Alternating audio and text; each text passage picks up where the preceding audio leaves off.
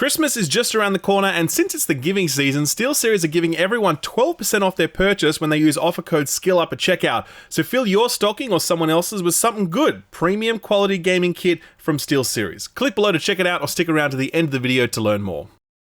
Alrighty, well here's something a little different. Austin and we both played Prince of Persia: The Lost Crown, the upcoming 2D platformer due out in January of next year. I played it some time ago, but I never got around to doing an impressions video. Austin played it very recently. He was invited to Ubisoft HQ in Sydney to go hands-on with the title for a few hours. This is a generation-spanning franchise. Austin has actually never played a Prince of Persia game before, whereas I go as far back as Prince of Persia 2: The Shadow and the Flame, which was back in 1993. This was the one that used to be installed on all the computers in the computer lab, back when we had computer labs, and when we called them labs, like booting up a computer and typing up an essay on Microsoft Word 95 was some sort of dangerous experiment. Either way, since we both played it, we figured we'd both talk about it, since we're going to see different things from different perspectives. We also played different parts of the game, so we're sort of tag teaming this preview. I'm going to talk about it for a bit, and then Austin's going to talk about it for a bit to bring it home. Does that work for you, Austin? Yep, let's do it. Great. That was Austin's voice, by the way. I know everyone thinks we sound identical, so I just thought I'd clarify that. Okay, so remember when Prince of Persia: The Lost Crown was first revealed and everyone hated it? Well, I do. It was during the Summer Games Fest, and it was at a time when the Prince of Persia franchise was in very rough shape. We hadn't had a proper release since 2010's The Forgotten Sands, and that was far from being a beloved entry. That was also the same year they managed to make a Prince of Persia movie starring Jake Gyllenhaal and Ben Kingsley. These are proper actors, by the way. What the fuck were they doing making a Prince of Persia movie? On the game front, the series has languished this past decade. The situation made worse by a promised remake of The Sands of Time, which has gone on to become one of Ubisoft's most cursed development projects. It was originally in development at a Ubisoft studio based in India as a kind of stretch project for them, but they were not ready for it. When the gameplay reveal went up 3 years ago, the reception was very, very negative, many people complaining in particular about the quality of the visuals. One YouTube commenter wrote, quote, "This is genius, even the graphics went back in time," end quote. I do feel bad for the studio making it, but at the same time, that's a pretty great zinger. So Ubisoft actually took that project off that studio and gave it to Ubisoft Montreal, and when they got it, they announced that they were rebooting the whole thing. In May of this year, Ubisoft announced that they were just in the concept phase for this remake, so obviously it was absolutely nowhere near release, and likely wouldn't hit shelves for at least another 2 to 3 years at best. So I set all this backdrop up as groundwork for why Lost Crown's reception was so prickly. Just a month before, Ubisoft had announced that they were still tripping over the remake of Sands of Time. Fans were pissed off, their patience had been wrung out, and then all of a sudden along comes a new Prince of Persia game that doesn't even star the prince, and it's a 2D side-scroller when fans have been begging for a proper big-budget 3D title for the better part of a decade. So for all those reasons, the hostility towards this reveal did not surprise me, but I was over there on the ground at the Summer Games Fest, and there were dozens of games playable from different publishers, and Ubisoft were actually letting people play The Lost Crown before it had been revealed during Ubisoft's showcase, and every single person I spoke to, without exception, said that it was excellent, and many of them actually said that it was the best thing they played at the entire show. I would go on to echo those same sentiments when I played the game some days later. I played about an hour of it and was immediately like, hell yes, this is nailing the art direction, the level design, the characterization, the combat, the traversal, the enemy design, the works. From the minute I picked up the controller, I knew that all of the blowback would dissipate the moment that everybody else got the chance to pick up the controller, because it was honestly just that good. Would I have preferred this to be a big budget 3D AAA semi-open world blockbuster? I mean, maybe, and sure, I suspect we're still going to get one of those these days, but I'm really into large-scale publishers making smaller games. I love the idea that vast, well-resourced publishers can spin up smaller teams to work on things that are discreet, experimental, that aren't weighed down by the expectations of a fandom. Like, imagine if Sony Santa Monica decided to do a low-budget 2D God of War game. You mean to tell me you wouldn't be fucking pumped for that? I would! So the very concept of a 2D Prince of Persia game really excited me from the get-go. But yeah, playing it really sealed the deal. I was dropped into a section of the game just past the game's tutorial, so I already had a number of abilities unlocked. I was exploring a section of the map called the Lower City, which was more puzzle and exploration focused than combat. The puzzles aren't anything to write home about, at least not at this point, but they all combine some classic dungeon puzzle tropes with the excellent fluidity of movement inherent in the game's controls. It's often about well-timed wall jumps, stepping on things to activate a time thing, giving you a few seconds to get somewhere else. There's some water puzzles, some block puzzles, etc. Like I said, it's all simple, but I really enjoyed them, and given that this game does have Metroidvania unlocks, I expect that these puzzles will become more interesting and more sophisticated as my kit opens up. Similar to most Metroidvanias, this is a single interconnected map that you're exploring, and already I was opening up shortcuts as I progressed, making for quick backtracking or shortcuts back to bosses when I wiped. A great interconnected map can often be the difference between a stock standard Metroidvania and one that really stays with you, and it's certainly too early to judge this, but so far I was really liking what I was seeing. Combat was where the game really shone. I only had access to some basic combos and knockups, but at that point they still felt really great to use, and I met an NPC who was offering to sell me plenty more combat abilities I'd be able to access later on. It just felt very fast, snappy, and allowed for a high degree of expression, even with this simplified moveset available to me. There's a little bit of character action DNA in here, not a lot, but just enough that you can definitely make some spectacle happen if you want to be a little more flashy than functional. Enemy design was also really diverse, even in this opening section, with great movesets and telegraphs allowing me to outplay them once I'd learned their attack patterns. The boss encounter I did was equally excellent. It was a sort of chimera thing that really kicked my ass the first time, and it seemed kind of impossible, but like all well-made action games, it was just a matter of learning the attacks and playing well. After a handful of attempts, I had him down, and that was the end of my demo. So, like I said, it was about an hour, but I walked away from it extremely impressed. Every fundamental that the game was aiming at, from level design to traversal to combat and beyond, it was just getting all of them right. I can't say if this is on track to be the next Hollow Knight or whatever, because we haven't played nearly enough of it, but I have played enough to strongly suspect that this is going to be a well-made game and a really great start to 2024, because this is actually the first major release of the year, and I really like that, because after the plethora of massive games that define 2023,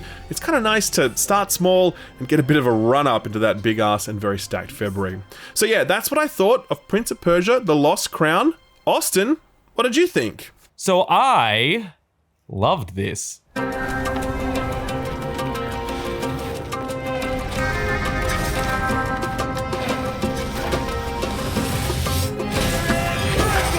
Yeah, so for my hands-on demo, I was given the chance to play the entire first 3.5 hours of the game. Now, I am not all too familiar with Prince of Persia. It was kind of before my time, so I was going into this with an open mind, having no knowledge of its history. So much like Ralph, I thought the combat felt super tight. The controls are great, inputs are snappy, smooth animations and VFX give the combat so much flair, and sound design also does a lot to make every hit feel impactful.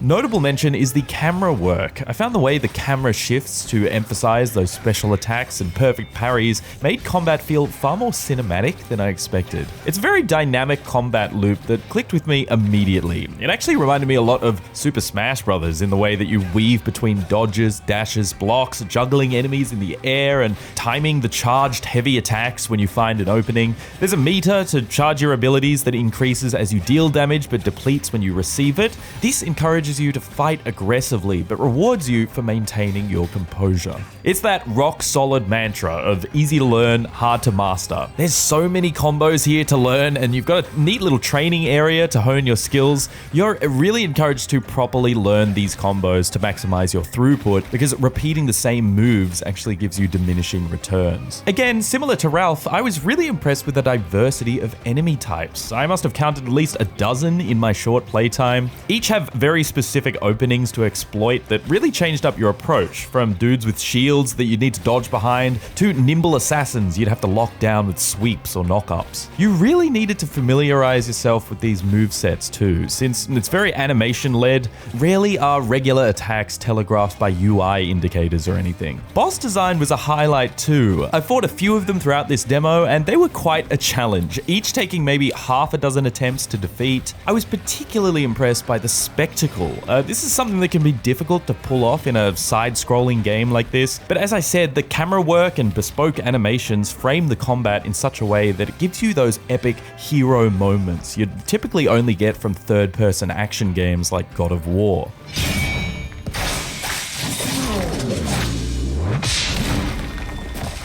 Elevating those encounters as well is the music. Now, the trailers use this sort of contemporary pop/rap track that was great for a trailer, but I think some people are unsure if this is the kind of thing we'd be hearing during gameplay. Rest assured, the music in this game, composed by Gareth Coker, the guy behind the excellent Ori soundtracks, is straight banging. It's this energetic mix of Middle Eastern instruments combined with drum and bass and modern rock. It's similar to what Darren Korb achieved with the Hades soundtrack. The moment you enter a boss arena, you hear the bass start thrumming as the boss showboats before you. Then when the bout begins and the camera pans back, the drums kick off and the strings riff on, upping the tempo as the fight unfolds.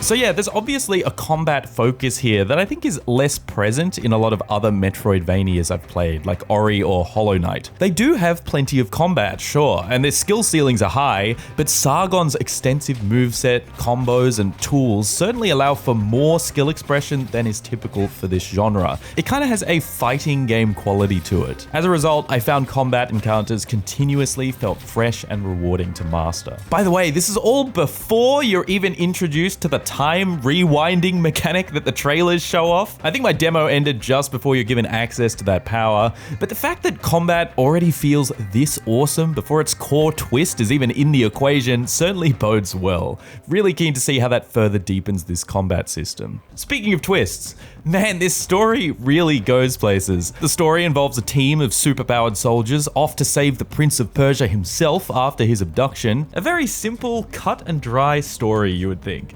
Well, I won't spoil anything, but after finishing the demo, all I'll say is, I really do not know where this is going now. Within these 3.5 hours alone were multiple turns this story took that I frankly did not see coming, alongside some spectacular action sequences that look like something straight out of an anime.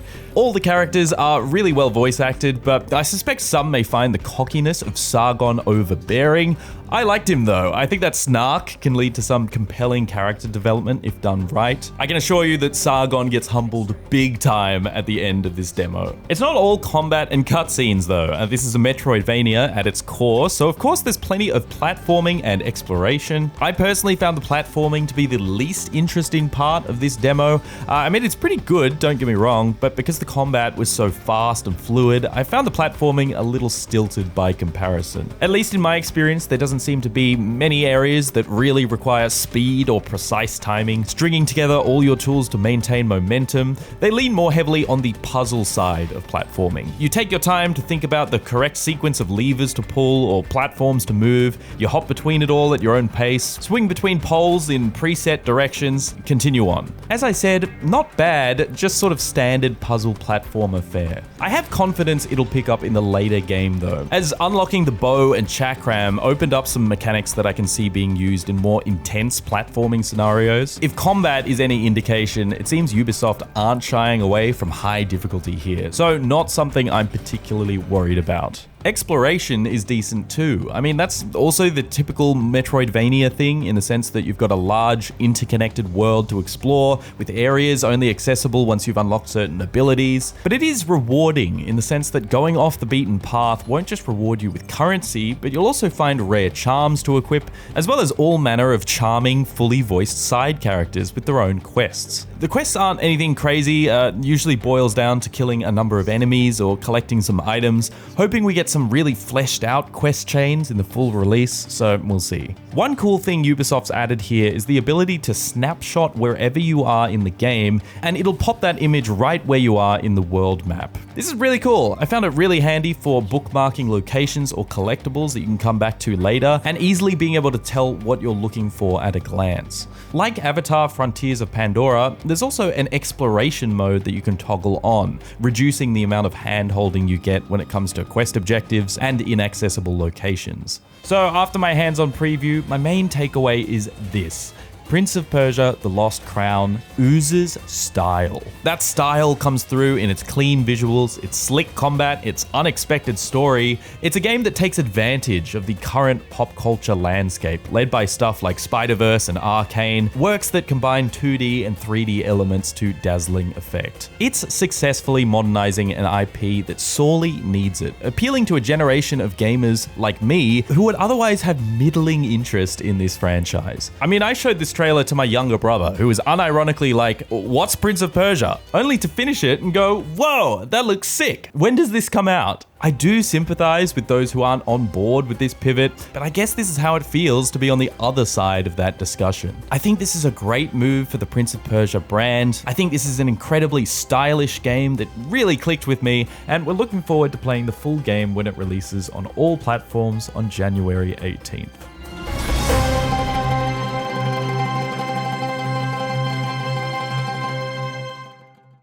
Alright, so Christmas is just a few short weeks away and people are asking you, hey man, what do you want for Christmas? And you're like, I don't know.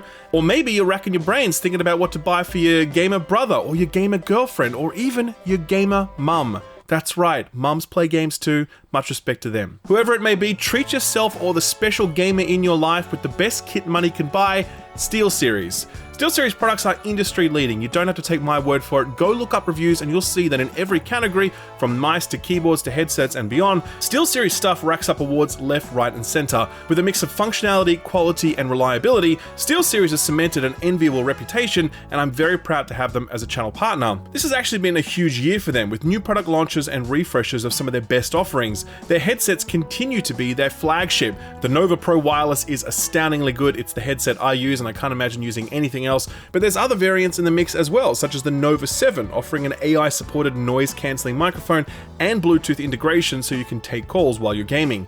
What about mice? Well, right now I'm rocking the Aerox Wireless. It's so light, so comfortable, fantastic battery life, and pinpoint precision. How about keyboards? Well, this year SteelSeries refreshed their range, including the Apex Pro TKL, the fastest keyboard ever built with their all-new OmniPro 2.0 adjustable switch technology, awarded Best Gaming Keyboard by Wired Magazine. This is also the keyboard that I use, and I love it. SteelSeries also launched a new lineup of premium microphones this year. The Alias connects via USB and is a fantastic plug-and-play option, while the Alias Pro connects via XLR and has a dedicated audio controller, allowing you to quickly adjust volume, mute, balance chat mix, and so much more. It also comes with Sonar, a really sophisticated software suite that allows you to do things like AI noise cancelling. Incidentally, I did the official unboxing and setup guide for the Alias mic, so if you want to learn more about them, you can find those videos on SteelSeries' YouTube channel. Whatever gaming kit you need, SteelSeries make it, and they make the best version of it. So you can buy with confidence and you can buy at a discount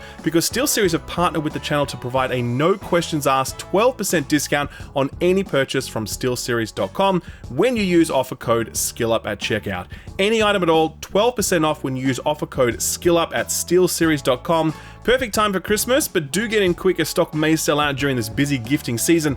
Thanks SteelSeries for sponsoring the video and thank you for watching it.